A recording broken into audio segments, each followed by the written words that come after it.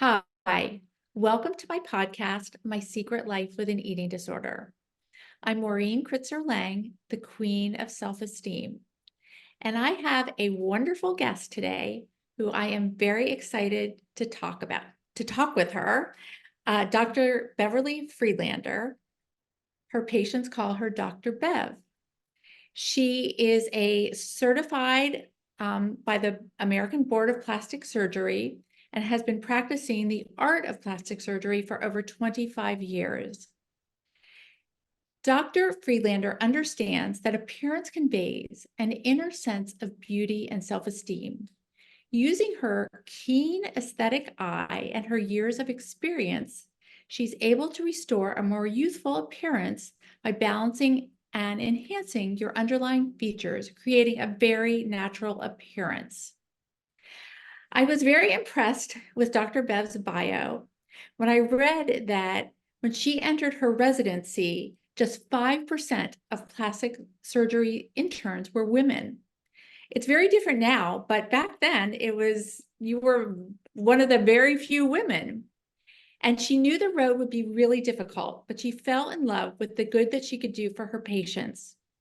Through providing plastic surgery, she would employ her skill, her creativity, and her keen eye for observation to improve people's lives, men and women, in all kinds of tangible ways.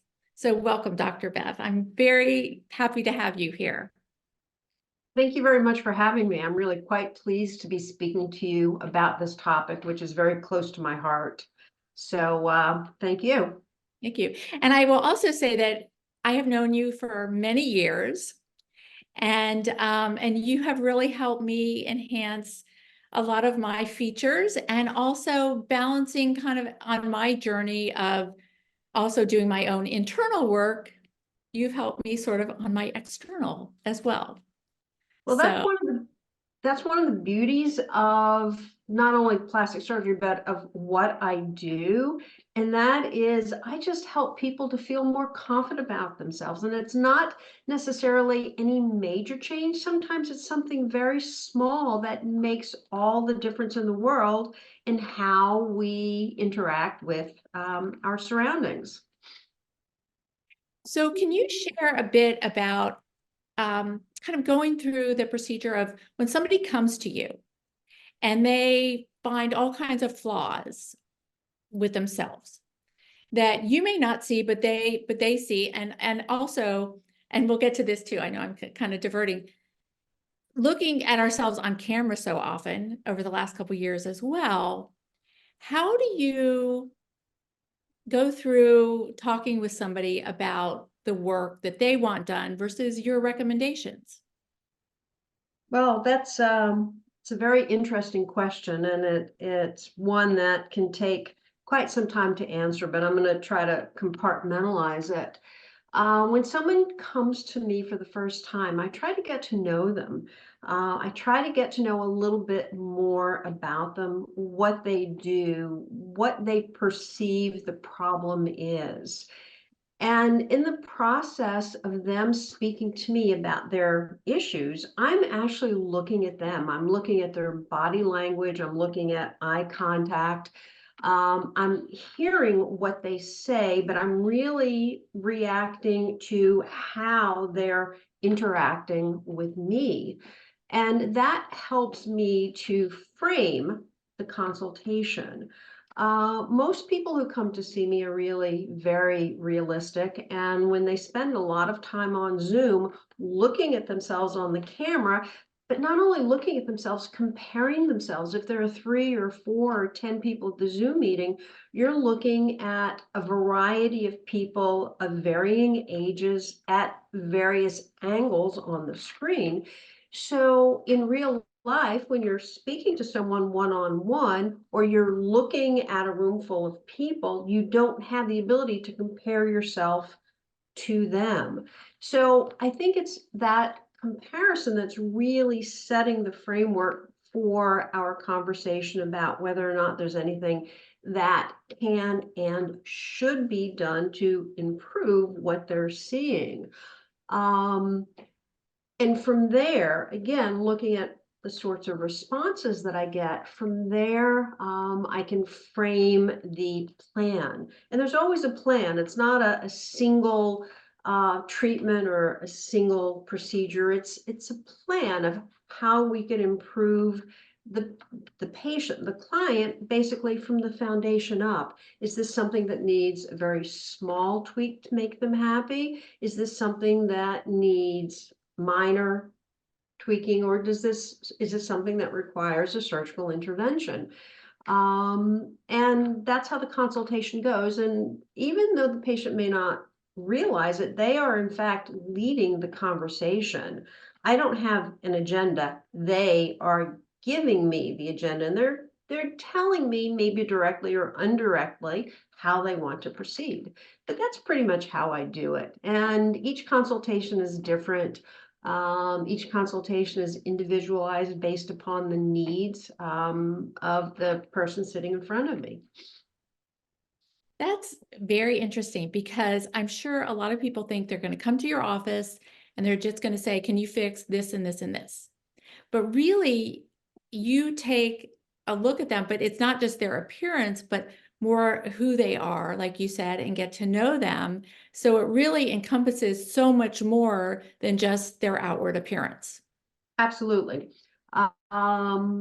This is more about their personality. This is more about who they are. Than it is about what they want to be. So I think it's very important that if I have someone who is very outdoorsy, who works in Wall Street, that I maintain that outdoorsy appearance in an upscale sort of way, as opposed to someone who may feel may not be quite as outdoorsy, may have, the perfect complexion, always wearing a hat, always wearing sunscreen, who's looking for some other type of improvement. But absolutely, the improvement has to fit the person. It's not one size fits all.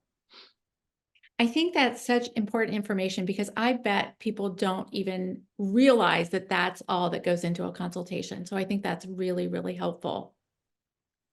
That is incredibly true. A lot of people think that because X, Y, and Z personality had such and such a procedure on social media, that is the procedure for them. And oftentimes it's about educating them, explaining to them about the procedure, pros and cons of the procedure, and why it may be the perfect procedure for some people, but not for others. Well, I know with what I do, I am constantly hearing people talk about how they compare themselves to other people, just as you had mentioned. And it's hard because they're always coming out on the short end of the stick, and they're always feeling like somebody looks better in this way or that way. And I wonder, from your perspective, how you've also seen social media impact the people that you see. Well, I think one of the issues with social media is that it has exploded over the last few years. And there's literally something for everyone. And I think one of the big concerns about social media is the ability to compare yourself to others, to look at what others are doing, and to wish that you would be able to do that. And it's perception as well, to perceive of someone who's been photoshopped, or who has filters on the camera, and say, wow, that's beautiful. Look at the flawless skin they have, or look at that hourglass figure. I want that. That's perception. It's not necessarily reality. And I think during my consultation, I'm more focused on reality and what I can achieve with someone. And oftentimes, we'll talk about social media, we'll talk about what it is that they're looking to achieve, and then I'll explain the differences. But it is a problem, and I find that more and more people do have skewed perceptions as a result of what they do see, and skewed desires. I mean, right now we're on an Ozempic uh, Right. craze, and this is weight loss. Is this Ozempic craze going to replace eating disorders? I don't know. What I know, unfortunately, is that Ozempic is a very powerful drug, and it stimulates weight loss. So we're going to see where all of this is going to go. But I think that long term, there are potential concerns about the images that social media is presenting, and more importantly, the images that social media is presenting to the adolescents and the young adults, which I think are the greatest demographic using social media. I'm just curious, what's the youngest person that you've seen in your office who comes wanting to change his or her appearance? That's an interesting question because we have a combination of cosmetic and reconstructive needs. So the answer to the question is the youngest patient has been around 11 or 12. And I've seen more than one at that age. And typically it's young women who have excessively large breasts. This is a reconstructive issue. It's not a cosmetic issue. Large breasts can be associated with neck pain, with back pain, with difficulty exercising, with a lack of confidence, with feeling that people are looking at the chest rather than the face when when conversing. That being said, what I find with these young women who come in is that they lack confidence. They're very shy. They're very quiet. Oftentimes, their parent needs to speak for them. And then, interestingly enough, after the surgery, their confidence just blossoms and they're totally different individuals when I see them 3 and 6 months after the surgery.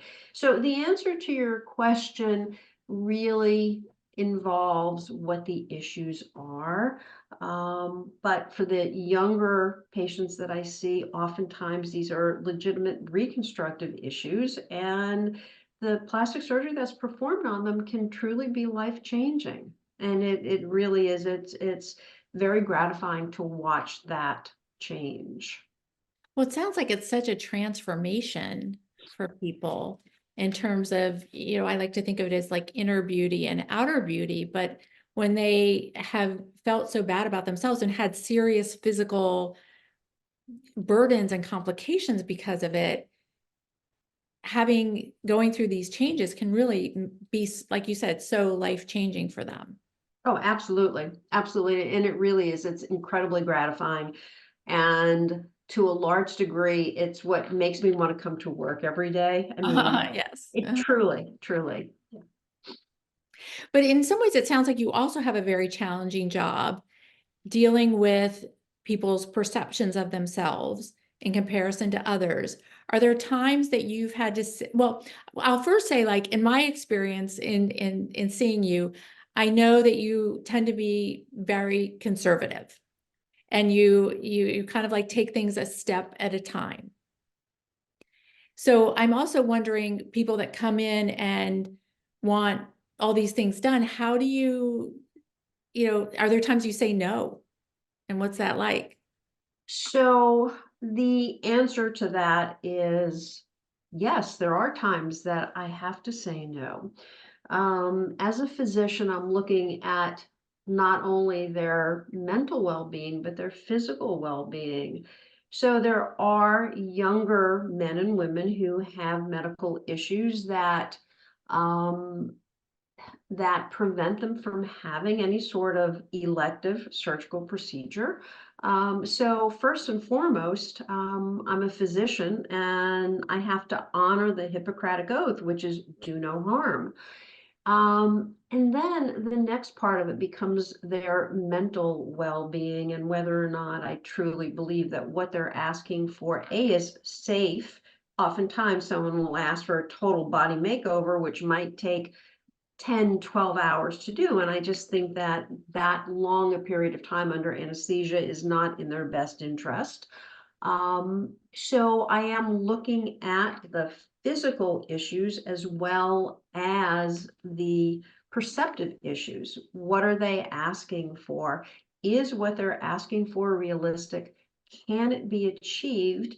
and satisfy their needs. So the process is one that it takes time, and it's really a matter of, I think, conversing with the patient, educating them, and making sure that I understand what they're seeking, and them making sure that I can achieve what they are seeking. So it's a dialogue. It truly is. And you're a plastic surgeon, but you also are in some ways a therapist as well, really balancing like their self-esteem and their confidence and how they feel about themselves in terms of what they're asking you to help them with. No, that is very, very true. What's one of the other very nice things about my practice is I get to know people over the years.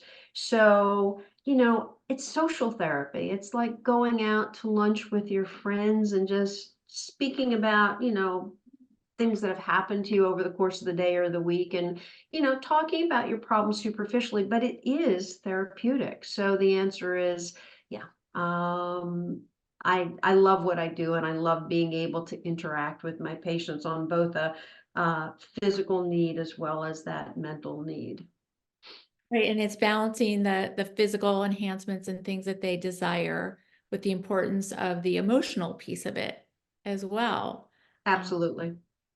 Which is also why I'm so glad that I'm talking with you, because I had no idea that all of this goes into what you do. There's an art to it. And I think the art is making someone feel comfortable, and being able to transition from one area to another without the patient necessarily knowing what I'm doing, but still it's helping me to understand what their goals are, what their limitations are. Someone who has a very physical job may really not be a candidate for a certain procedure where they have 2 or 3 days to recover. So it So, all there's a rationale behind everything that I do and everything that I ask. and it sounds like you're very aware of a person's lifestyle. Like you were saying before, like whether they tend to be more outdoorsy, or, the kind of physical work they do, or again, even somebody that has um, demanding responsibilities at home. How much time can they recover? Like all these things that you have to really take into consideration. Absolutely. And, to your point, there are a lot of misconceptions about plastic surgery. The two that are opposing are there's no risk involved, and that plastic surgery is very dangerous. So, with regards to no risk, it is a surgical procedure. There's recovery that's involved. It's not something that is a weekend procedure where you have the procedure done on a Friday, you're necessarily back at work on a Monday. So that has to be taken into consideration. And again, these procedures are very safe. We've been performing them for many, many years. But there are still going to be risks that are involved. So everything really goes into the mix.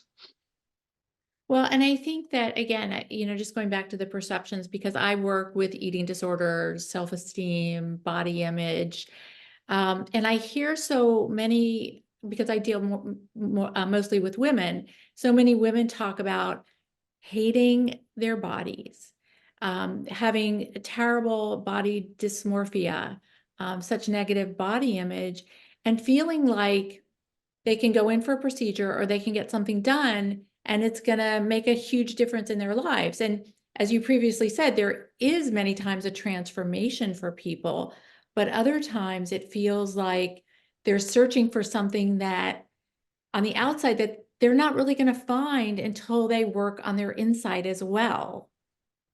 And you're very aware of that. Now, that is very, very true. But most patients who come in to see me have already made certain choices, certain decisions. So I'm not seeing the majority of women who have body dysmorphia. I'm seeing the majority of women who are ready to take that next step. So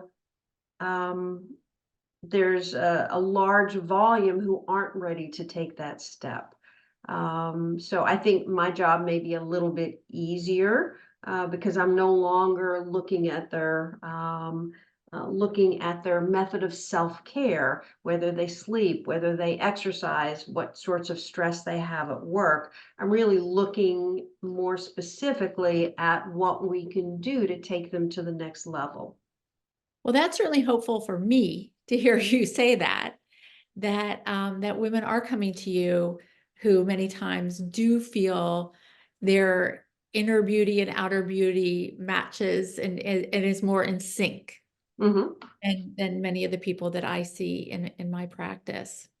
Um, I'm wondering before we end today, if you can give my listeners just some tips on things that they can do or think about before they come to see you, or some things that they can help balance their desire for, cosmetic procedures and just how they feel about themselves, if there's some thoughts that you might have on that.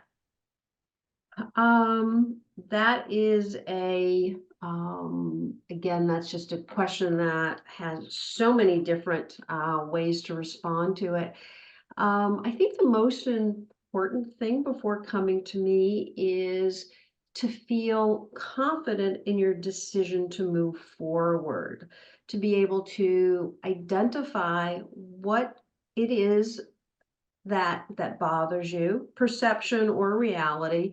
But what are the areas that are most bothersome that you would like to address? And whether surgery is an option or not, because there are a number of non-surgical procedures that can be performed that will provide modest amounts of improvement. But I think the most critical issue is being realistic.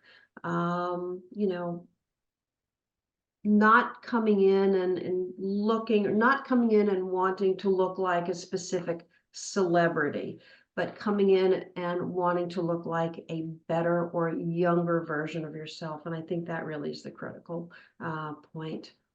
And lifestyle has to match the desire. That's the next thing. So it is important to, work out to some degree to reduce the stress in your life, to just look at all the factors that are involved, and to move forward with what you think is going to benefit you the most.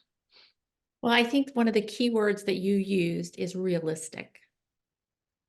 Um, Reality is really, it's a major issue because we all have perceptions of ourselves, and there have been many studies that have been done over the years where if you show someone a photograph and ask which of the, or show them three photographs and ask which one of the three photographs they identify with, they will identify with their perception of themselves, not necessarily the reality of themselves.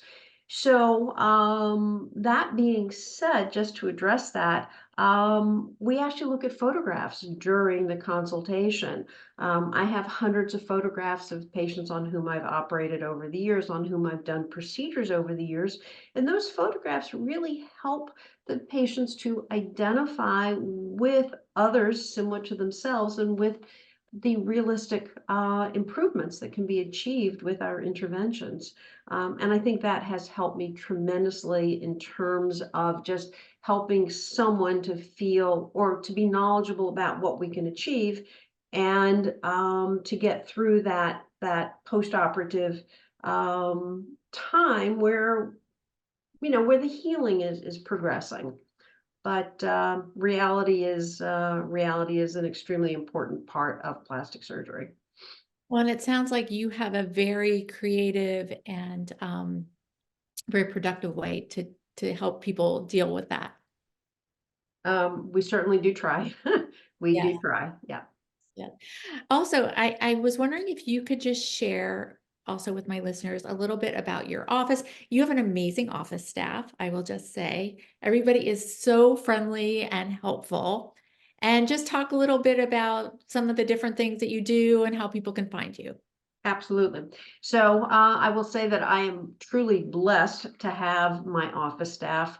They are a wonderful group of women who, I mean, their goal is to help others. Their goal really is to help everyone who comes through the doors feel better about themselves. They're friendly, they're outgoing, they always have a smile on their face. They always have something nice to say. And that goes for me as well. So they'll come in and they'll make, they'll say very nice things to me, which are totally unexpected. That being said, they are a diverse group of women, diverse backgrounds, but they understand the procedures that we offer. They have a very good knowledge of everything that we do, and they're able to discuss those procedures with people. And all it really takes is a question. We have videos going in the waiting room, and if someone says, "Oh, I didn't know that you could do that," then my staff will explain more about the procedure and about what's involved. So we do perform the full range of cosmetic and plastic surgical procedures. We also do non-invasive procedures. Botox or neurotoxin and filler is very prevalent these days. We do non-invasive fat reduction. We do non-invasive body tightening. So these are all things that my staff freely discusses with our patients as they come in. And I think it's important to explain to people that you don't need to have a surgical procedure to have a result. So that's what we try to do there. We try to find something for everyone. And I think that we're succeeding at it. Well, and I know also you have, if I'm saying this correctly, like a Medi Spa. Did I say that right? Yes. Um, Also just providing just general maintenance on our Mhm. skin and things like that as well. So our Medi Spa is actually quite special because realistically our body is always changing.